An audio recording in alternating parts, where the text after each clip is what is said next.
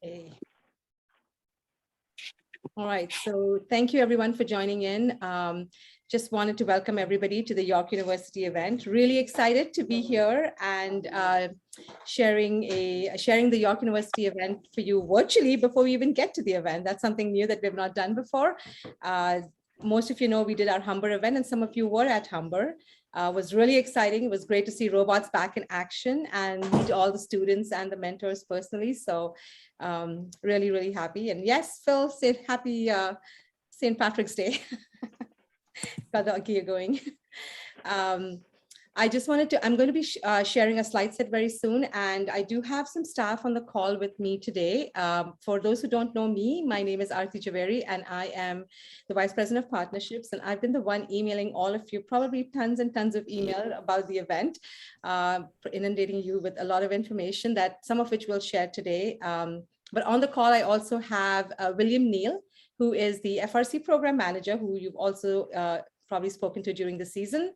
Karthik, who most of you should know or know from being our MC for many, many years, and now with First Canada. Lisa Ramraj, who is the FTC manager, but also helping out with our events this year. And Christine Bibik, who is on the call today, is doing our FLL Discover and Explore programs and also running some of our events this year. And Paul Keenan, who most of you might know as Swaggy P, or who does our swag boots at most of our events. And really excited to have some of the staff here, but I'll share my screen and we'll start kind of sharing information with you. You can feel free to put your questions in the chat as we go along, and we'll try and address them. If not me, somebody from the staff will have an answer. And Phil, I forgot Phil. So Phil, Phil Homersky is also here. Phil's also a first senior mentor that most of you might have spoken to, and also helps out bringing all our road cases and all the game materials from the warehouse to the events. So I'm quickly going to share my screen and start the presentation. I know Lisa put the link in the chat, but we do have a website for York University. The event dates, as most of you know, are 26th and 27th. That's the actual robot competition days that you'll be coming physically in person to York. The website link is here. We'll share this whole presentation, and the recording will be on our website, so you don't need to make notes if you don't want to. The first thing is about safety, and as most of you know, that was our #1 priority this past year. I'll hand it off to Karthik, who will give you a little snippet about what's been going on our end from a COVID safety perspective and what we are planning to do at York. Thanks, Artie. First off, I just want to say congratulations to everyone for getting this far. We know the season has had a bunch of things thrown in your direction, and you've handled them adeptly. So it's really, we're just excited to be back. I know some of you have joined us already this season at Humber, and that was really fun. And for those of you who haven't been to an event this year, we're really excited to be back. And one thing that we're very proud of at First Canada is we believe that at this point, well, we wouldn't be having these events if we didn't feel it was safe to do so. But to do so, to ensure that we can have these events as safely as possible, we still have to maintain a strong set of COVID protocols. And those can be found on our website. Maybe if someone could drop the link in the chat with to find all our COVID protocols. I do want to just talk about a couple of the main ones right now. To ensure safety at this event, and the Ontario Science Table actually just released new modeling, and they said their peak recommendations were vaccination, masking, and that's two things that we will be holding on to throughout the season. I know the province of Ontario has rolled back some guidelines on vaccination and masks, but at First Canada, we've decided to uphold that we're going to hold on to these at least until the end of the season, and that lines up with the Ontario universities, which have all said that they are holding on to them until the end of the school term, which coincidentally is around the same time that our season ends. So you must present proof of vaccination to gain admittance to the event and all First Canada events this season. And that proof must be in the form of an electronic or paper version of an enhanced vaccine certificate with the QR code.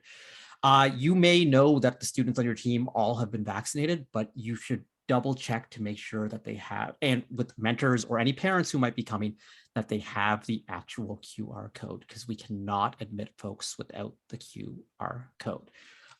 There is a website where you can download that, and Lisa has put it in the chat on cue right there. That's where you go to download it. The process, it only takes about 5 minutes, but we would We absolutely would love it if you had that downloaded in advance, as opposed to trying to do it in the lineup when people are checking in, because that will slow down the line for everyone. You will need to provide some proofs of identification to go with the proof of vaccination.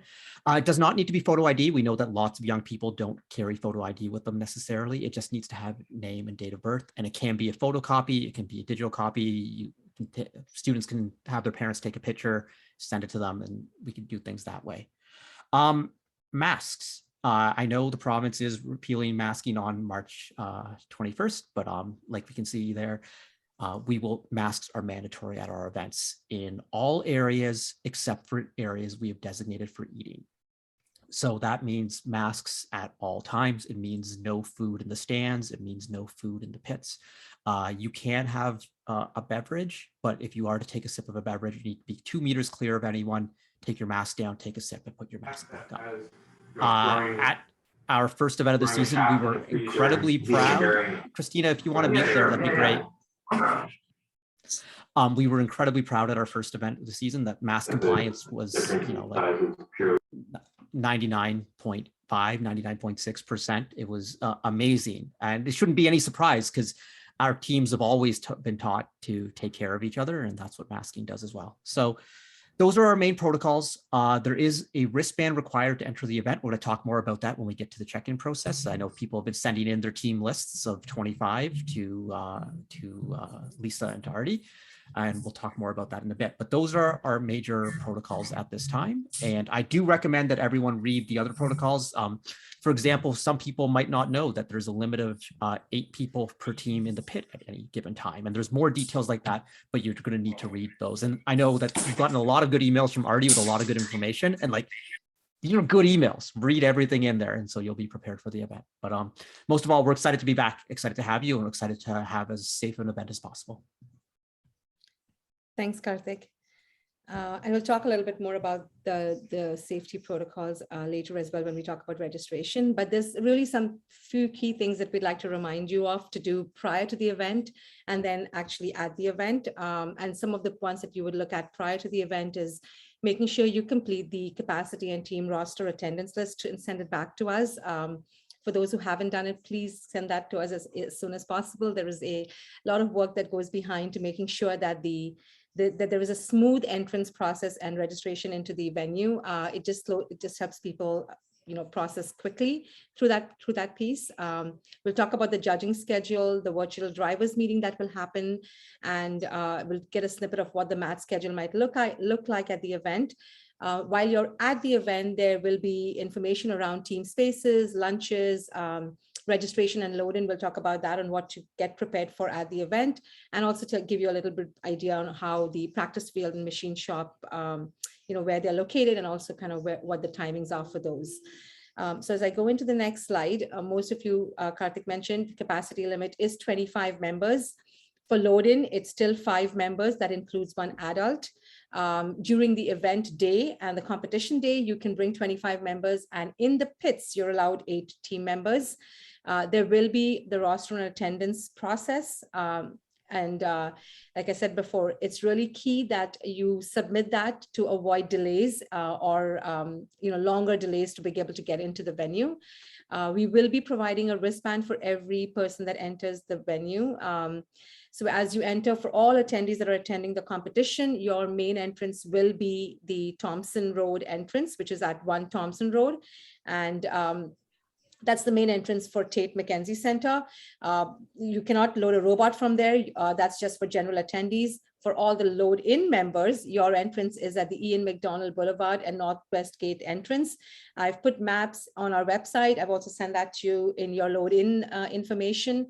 But basically, there's a roundabout here, and you're actually loading in through that roundabout. We will offload your cars, and then you will take your pit materials into the pits right from that entrance. For those that have been to York, that load-in doors don't change. It's the same load-in doors. And we're lucky at York that we will be having 2 screening entrances. So you will get screened at both entrances. You don't have to go to one entrance and then come to the load-in. You will have the screening done at the load-in as well as the Thompson Road entrance.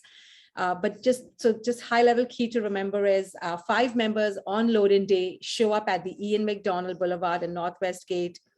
The driver stays in the car, and then the students will offload everything, bring it into the pits, and then you can go and park your trailer or truck at the Founders Gate, Founders Lot, which is in the east side of the arena. And I've put the map in there just so you all have that information. Most of you have received this as well. All your pit interview dates and times have been confirmed, and you should see an email or you should have an email, and most of you have reconfirmed that that works for you all.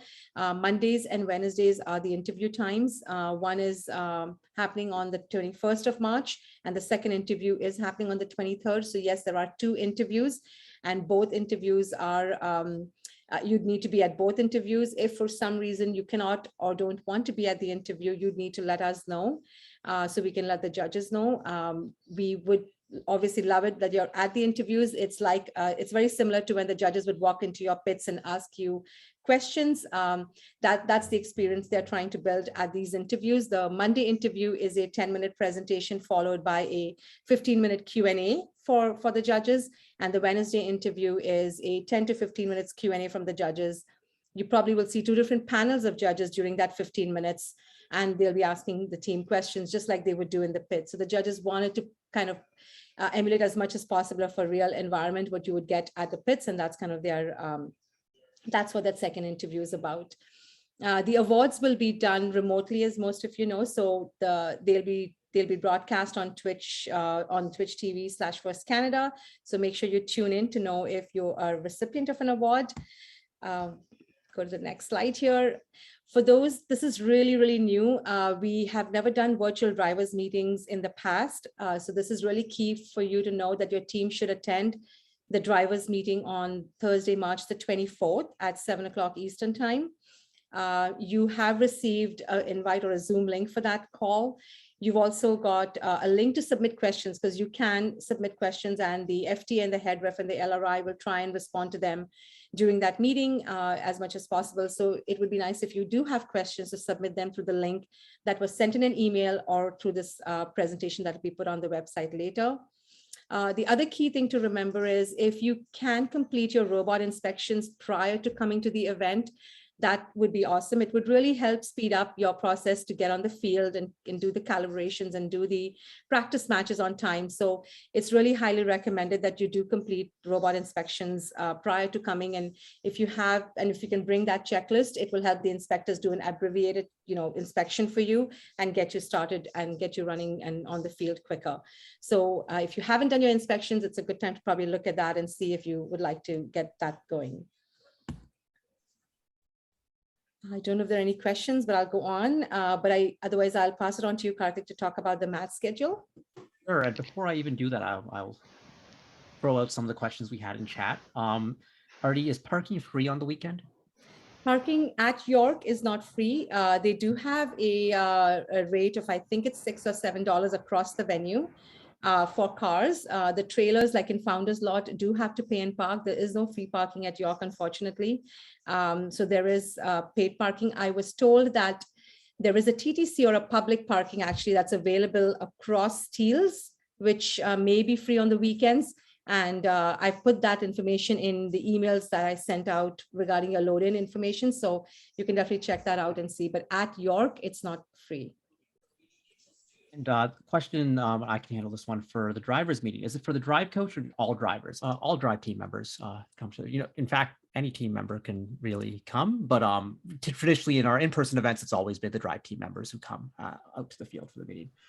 Another parking question. Sorry, talking about the drivers meeting, it is important that you all bring your aprons. If you haven't looked, I don't know if you probably got them in your, you do have them in your kits. So the blue and the red aprons are very important. Please make sure you bring them with you because you will need them or to have them on your human player during the matches. So don't forget to bring your aprons. And I think the drivers meeting will also address that, but just a reminder for those that are hearing it right now, to remind yourselves to pack the aprons when you're bringing your kit of parts, your fitter materials. And then another parking question, Artie, can you go in and out the same parking pass for the day?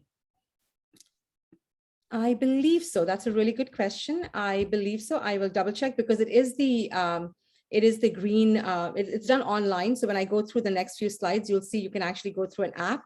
And if your car is registered for all day parking, then that's what you have and you don't have to worry about it. So it is, it should be all day, but I can double check that and definitely put that in the next communications. All right, thanks for that question, Jeff. So in terms of the match schedule, well, not the match schedule, but the schedule for the entire day. Obviously, things are a little bit different. This is probably the biggest difference about our season is that instead of having our traditional 2-day district events, we're having single day events. So normally a district event would have between 30 and 38 teams that would play across 2 days. Instead, we're doing 18 teams on a single day. So that means there's a full day of competition from opening ceremonies to qualification matches to alliance selection to elimination rounds to closing ceremonies all in one day. And you're probably like, how are you fitting 2 days worth of stuff into one day? Well, part way we're able to do it is because there's only 18 teams, and part way is because things are a little bit accelerated. And so it's really important for teams to be prepared for this accelerated pace. Part of the accelerated pace includes that you have less time than you normally would to get your robot inspected at the start of the event. So it's one of those things. That's why, and at the drivers meetings, the robot inspectors going to talk a little bit about those details about pre-inspection and the things you can do for that. But it's important to have a real sense of urgency to get inspected in time. Matches are going to be coming fast and furious. Because there's only 18 teams at the event, or one of the days of York actually has 19 teams, but regardless, it's very similar. You could be playing in match number 3 and then playing in match number 4. That's right, back-to-back matches are definitely a thing this year with the schedule. And so that means you need to be able to get your robot off the field after a match, get your battery changed, get your bumpers changed if you have to change from red to blue, and back on the field in about 8, 9, 10 minutes. And so it's really important. As you're testing things out on your robot this weekend, you're probably like, oh, let's make sure our bumpers fit.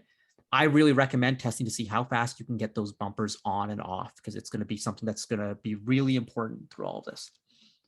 And alliance selection. I'm going to talk a little bit about that because we got another slide on that, but alliance selection is happening on the same day. So we're going to come right out of qualification matches. There'll be about a 10-minute break, if that, and then we go right into alliance selection. So we'll talk about the importance of alliance selection and everything as it comes on.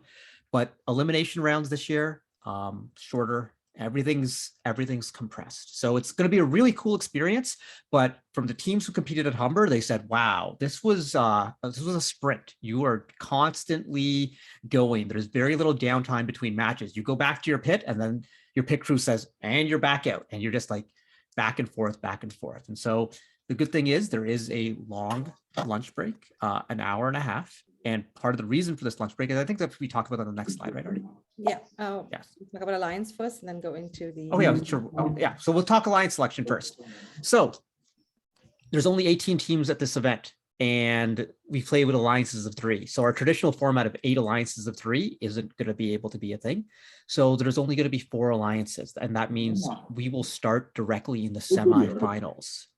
So there's no quarterfinals, 4 alliances of 3.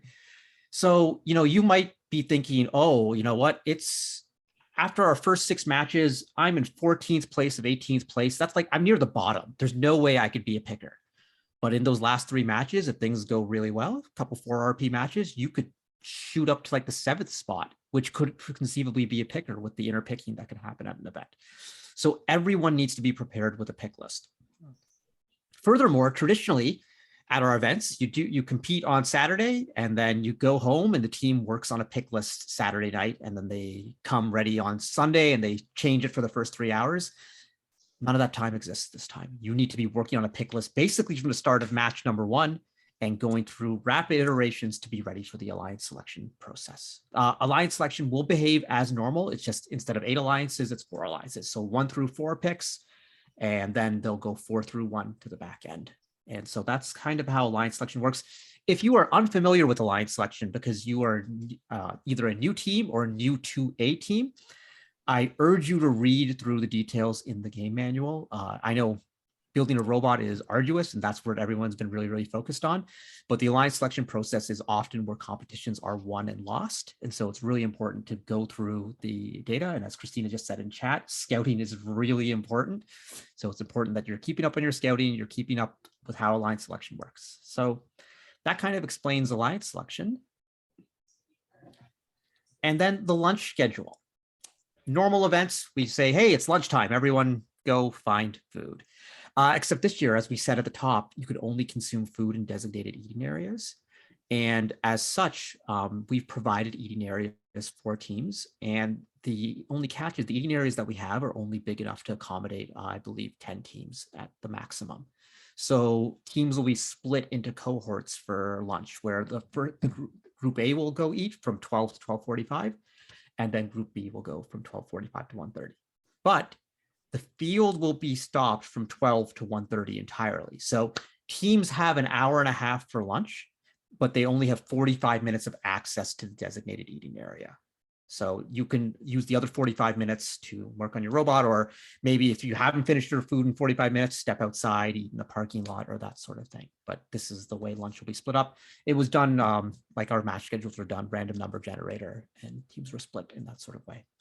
I don't know if anyone, Artie, if you have anything to add on the lunch piece, or Lisa? No, I think the reason for us to do that, like Karthik mentioned, is the spacing. And we do have the big upper gym on the Tate Center that actually is available for lunch, where we will be sending all teams to. Just quick reminder is there is no eating, like Karthik said, in other spaces other than designated areas. No buffet warmers, crock pots and such like that, just like any other events, that's not allowed at the venue. And we ask that you respect the space.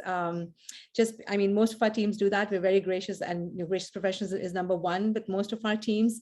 But we ask that if you do have pizza boxes or pop or water bottles, and just make sure you can gather the garbage neatly in a corner and place them. There is the gyms that are like, the venues have actually opened up a lot more spaces for us than normal.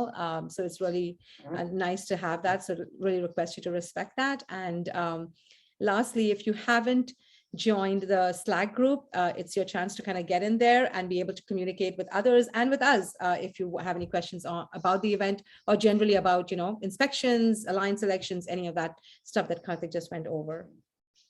I don't know if there are any questions in chat. Yeah, Artie, there's a couple. What is the fee for a trailer overnight on Friday? The fee, I will double check. I don't know that. I will double check that, and I can, if you can just, I'll take the name of the person maybe who has asked. Yeah, that was from Bill. Sorry, that was Bill from Team 6859. Okay, I will definitely get back to you on that one. I don't know pricing. There is a website. Sorry, there is a website which will give you the pricing, but I can go and look at there, or you'll see the link later on, and it's also on our website. And the other question in chat, also from Bill from 6859, is what appropriate food providers are available? So you can order from anywhere externally. There is no restriction of bringing food into the venue in terms of pizzas or burritos or whatever you may want to bring. You can definitely bring anything into the venue as long as it's put into the pit area, into the eating space that you're going to be designated. That's where we request you to eat it, but there is no restriction on ordering and bringing in food or anything of that sort. So I don't know if that's if I answered your question, but technically you can order from anywhere and bring it in. Good. Okay. No other questions at this time. Thanks, Karthik. I'll just go over quickly the process, and Lisa, please pitch in as well. Lisa's been the expert in our registration process here. But technically what you need to do for registration at York is there is a screening process. We request that you do use that YU screening app. It's on the browser, so you don't have to download anything. You can actually go to the browser link and complete the screening there. That is required from York. You'll see on the right hand side there's an orange box with my name on it. That's kind of how it will look like. It'll show your name, and it'll show the date you did the screening, and then it'll show the the exclamation mark there in the center. If you are a York student, for example, if any of your mentors are in York, they'll probably have a green screen because they're already registered at York. But as a guest, you will see the orange screen, and you just need to make sure that you have that on your phone or anywhere on your device to be able to show that to the York staff.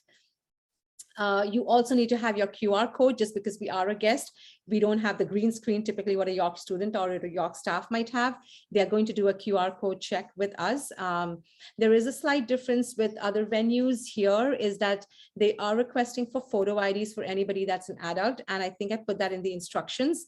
They're not making it a mandate for the ones that are younger, but I will, they are saying it is preferred. So definitely they will ask for a photo ID, but they might look at your ID and see if you're under that age limit and you may be okay to come in. But just like if you're if you're an adult, then they will ask you for a photo ID. That's the only difference with York compared to a lot of other venues. So make sure the adults, and again, there is an age that I have sent most of you, it's on our website too, that you need to make sure you have that photo ID. Again, the last thing is you must be on the team attendance list and on the roster to be able to enter the venue. So the way it will work is you'll have the York University folks screening and doing the QR code checks, and then you'll have first staff right up behind them putting on a wristband for you, whether you're checking in from the load-in doors or if you're checking in from the main entrance of Tate. There'll be staff and there'll be the York crew that will be actually doing both those processes. And that's just the York process to be able to make sure that we are compliant with that. There is a lot of information on our website, so make sure you read it. But basic information, do the YU screening, bring a photo ID as much as possible, please, for all the adults. And you need to bring a photo ID if you're an adult, and download the QR code. Like those are the three big things. Lisa, I don't know if you had anything else to add, or if there are any questions. There are a few questions in chat. The first one is there a print equivalent for the YU screening for those without a device? Currently, there is not a print equivalent. We are going to have iPads and spare devices at that to help to speed that process along. And I also believe that the YU staff will be there to make sure that everyone has what they need. The next question is, parents that might be drivers cannot be put on the FRC roster. How do we deal with that? We are asking that you add them to your roster as mentors for this season, so that we can confirm that they have signed their consented release, and that we can confirm that we have contact information for them. If they're having trouble with the dashboard, which I'm totally familiar with having technical issues with the software, I'll be able to send you a paper copy of the form. And what we ask is that you scan the signed copy of the form and send it back to me before the event, so that I have everything electronically, so it's a lot easier to search versus like handing us the paper copy at the event, and that mitigates what you have to deal with at Pitt Edmond. Yep, you got that one. Won't that no, adding only the, sorry, I have to read the question first. Won't that require a vulnerable sector check? It actually doesn't. Only lead mentor 1 and lead mentor 2 require the vulnerable sector check. So adding anyone else as a mentor, it doesn't trigger that.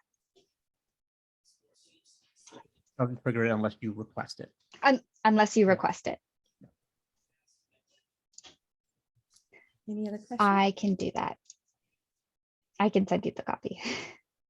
That's all the questions for now, Artie. Thank you. We're almost towards the end of this, and just wanted to remind people that the practice field will be open for Saturday and Sunday. So typically on load-in days, sometimes you would come in and you'd have access to the practice field. That's not the case this year with the single-day events. The practice field is open on the Saturday and the Sunday until 6 p.m. And teams that are competing on both days, and there are many teams at York that are competing on both days, you will have access to the field right after the finals. You'll have access to the field till 8:30 in the evening, so you can actually work through that as well. Machine shop is actually in the pits itself, so it'll be very convenient and easy access to it. Machine shop is open from 7:15 when you come in until 8:30 on day 1, and then on day 2 until 6 p.m. Lastly, just overall reminders. Monday coming up, you've got your PIT interviews. Tuesday, we have a First Canada Live segment running with Karthik and several of our FRC teams and our FLL teams. So if you're interested, tune into First Canada Live. On 23rd is your PIT interviews again. So make sure you check the 21st, Monday and Wednesday for your PIT interviews. 24th is drivers meeting. And then 25th, for teams that are competing on day one on Saturday, we'll be loading in on the Friday and the Saturday morning, and then really competing. And then again, teams are loading in on the Saturday evening for the Sunday competition day. So it is almost like a week long of activities that you need to remember, but it's very crucial that those dates next week are you remind yourselves that those are the dates you need to keep in mind as you plan for the York event. I think that's the end of my slide. I just wanted to say thank you to everybody. We are really looking forward to seeing everybody in person. With an increased team numbers, we're excited to see more people at this event and more students. So I don't know if there are any more questions for any of the staff. Happy to open it up.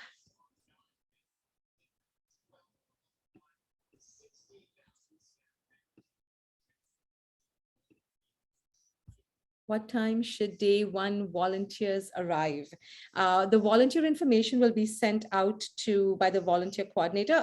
We'll try and get that out. Probably, I'm guessing Monday would be when they would send that out, but I can double check that, and you'll definitely get an email from the VC. Mike, it depends on the role, and that's why we can't give a specific answer right now. Are you going to send out these slides? Yes, Neeraj, they will be sent out. They'll be actually on our website. So the link was put on there, and we'll put it again if you'd like. It'll be posted on our website by tomorrow, and the recording will also be available tomorrow. Excellent. Thank you. No problem. No more questions. That's great. Well, thank you, everybody. Wishing you all a great event.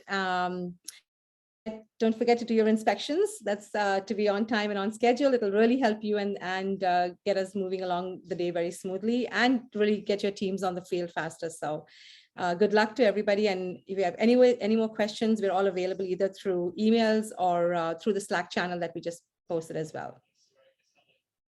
Thanks, everyone. Bye. Everyone. Thank you. Bye. Bye.